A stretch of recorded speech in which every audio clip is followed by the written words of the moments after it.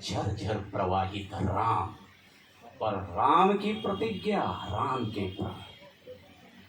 अब देखिए, कोई सूट बूट पहन लेने से ये सेना के लोग जानते हैं कोई कर्नल तो नहीं हो जाता।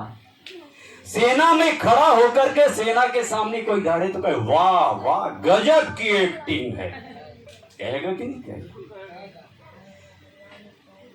बाबा तुलसीदास जी ने जब रचना रची ना, तो बनारस के पंडितों ने घुसने नहीं दिया, आचार्यों ने। क्यों? क्योंकि वो जनबोली में कविता रच रहे थे। अवधि क्या संस्कृत सिंहासन पर थी, फारसी ने डिस्टर्ब किया। जनबोली में कविता रच रहे थे बाबा तुलसी, तो संस्कृत के प्रकांड विद्वान उन्हें गंवारी तो बोले। बनारस में किसी संगत पंगत में बैठने नहीं दिया। भोज हो रहा था, बाबा बाहर बैठे थे, बाबा तुलसी।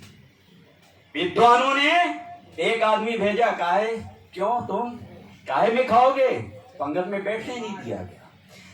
तो विद्वानों की पनही उठाते हुए एक ने दाल और एक ने भात चखा बाबा तुलसी ने।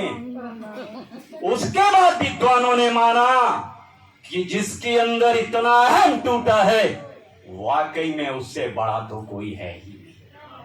तब पराजित हुआ वो अहंकार और विद्वता। क्यों जरूरत पड़ी? रामभद्राचार्य महाराज जी का एक कार्यक्रम था, तो मैंने एक सवाल कर लिया कि महाराज जी, राष्ट्र की शिक्षा कैसी होनी चाहिए? तो बोले क्योंकि 70 अब जाने वो कितना लिखे बैठे हैं, आज के तो वो पाणिनि और बाबा तुलसी के अवतार।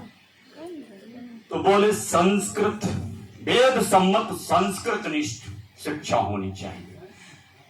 तब आंख से एक सवाल आ गया। तब तो आप महाराज जी, गुरु जी, बाबा तुलसी जिन्होंने अवधि में रामचरितमानस लिखा, उसके धुर विरोधी होंगे। सच कह रहा हूं, लार आंसू सब एक हो गए, क्योंकि ये जन सवाल था। जनता, हमारा श्रोता समूह कैसा है, उस भाषा में हमें उतरना पड़ेगा ना महाराज जी, जन भाषा में उतरना पड़ेगा। और अनपढ़ कबीर बाबा, भाई लाइब्रेरी में जाएंगे, विश्वविद्यालय में पढ़ेंगे, बाबा तुलसी हो जाएंगे, नाना निगम पुराण आदो, बहुत ज्ञान। लेकिन अनपढ़ कबीर की भाष लिखने के लिए अच्छों को पसीना आ जाता है। विश्वविद्यालय में रिसर्च हो रहे हैं, और सोचिए क्या मानते रहे होंगे बाबा विद्वान कबीर को। लेकिन आज कबीर के साहित्य का भाष्य करने के लिए विश्वविद्यालय के प्राध्यापकों को उनकी उलटबाजियां पढ़ाने के लिए अच्छों को पसीना आ जाता है आदरणीय। तो आखिरी बात ये कि अब हम सुनेंगे, और एक बात और, ये ताली बजाना बहुत बड़ा चिकित्सा विज्ञान भी है, ठीक है। और जो ताली बजाते हैं उनको अस्पताल में आप ढूंढे नहीं पाएंगे, तो इसी बहाने ताली बजवा लिया तो कोई गुनाह हो गया क्या? बहुत बड़ा विज्ञान है। रोज 1 घंटा ताली बजाना चाहिए। जो बजाते हैं अस्पताल नहीं जाते, ये विज्ञान कहता है। तो ये जो अच्छा लगा, मेघनादी कविता तो बहुत अच्छी लगी। किन्नरों को अस्पताल में कम देखा जाता है, बहुत कम देखा जाता है। ताली बजाना तो बहुत जरूरी भी है। चलिए कभी ही बजवा रहे, कम से कम एक ये एक्सरसाइज, मुर्गा बनना सबसे बड़ा एक्सरसाइज है, वो भी छीन लिया सरकारों ने बच्चों से। मंद बुद्धि वाले बच्चों को मुर्गा बनाओ, क्योंकि उस आसन में कान पकड़ के अगर आधा घंटा उस ऊर्ध्वाधर में झुका है तो उसकी बुद्धि प्रबल होगी। लेकिन इस दंड को भी कान खींचने से चेतना की, क्षमा चाहता हूं, मैं विद्वान गुरुओं के सम्मुख शायद ये भ्रष्टता हो गई है, लेकिन कभी भी वो थोड़ा बहुत ना आहत हो जाता है, आहत ही हो जाता है। तो अब हम सुनेंगे। क्यों? मैंने कहा ना कि किसी ऊंट को आप प्लीज सिट डाउन बैठ जाइए कह के नहीं। मेरे नाना पढ़ते थे हनुमान चालीसा, जय हनुमान ज्ञान गुण सागर जय कपीस लोक जाकर राम दल तो दल। अरे भैया ऐसा लग रहा है कि ऐसी तैसी कर रहे हैं कि क्या कर रहे हैं, कहाँ कैसी क्या जरूरत है। महावीर, अरे महावीर, महावीर विक्रम बजरंगी तो क्या कर। और फिर बहुत बहुत धन्यवाद। तो मैं अब अपने एसडीएम साहब जो हमारे इस परगना तहसील, इधर परगना तो सब जगह बोलते हैं ना,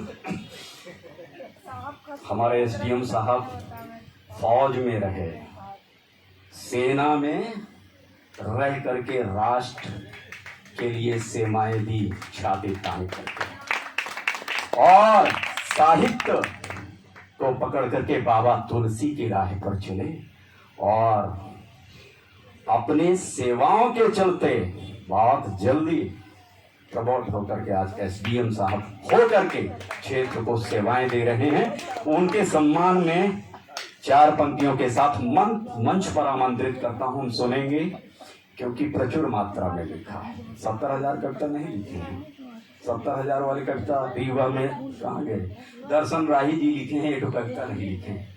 अरे एक ग्रंथ लिखो ना, 70 लिखे, 72 लिखे, 73 लिखे, 78 लिखे। तो सम्मान के साथ कि जो अपना अस्तित्व सिद्ध करने को बढ़ते हैं, आदरणीय, जो अपना अस्तित्व सिद्ध करने को बढ़ते हैं उनको सारी उम्र युद्ध ही लड़ने पड़ते हैं। जो जायज लड़ते हैं, मेघनादी कविता, जो जायज लड़ते हैं उनको सुबह न होती शाम न होती, रखे बुलंद हौसला इतना, कभी लड़ाई बाज न होती।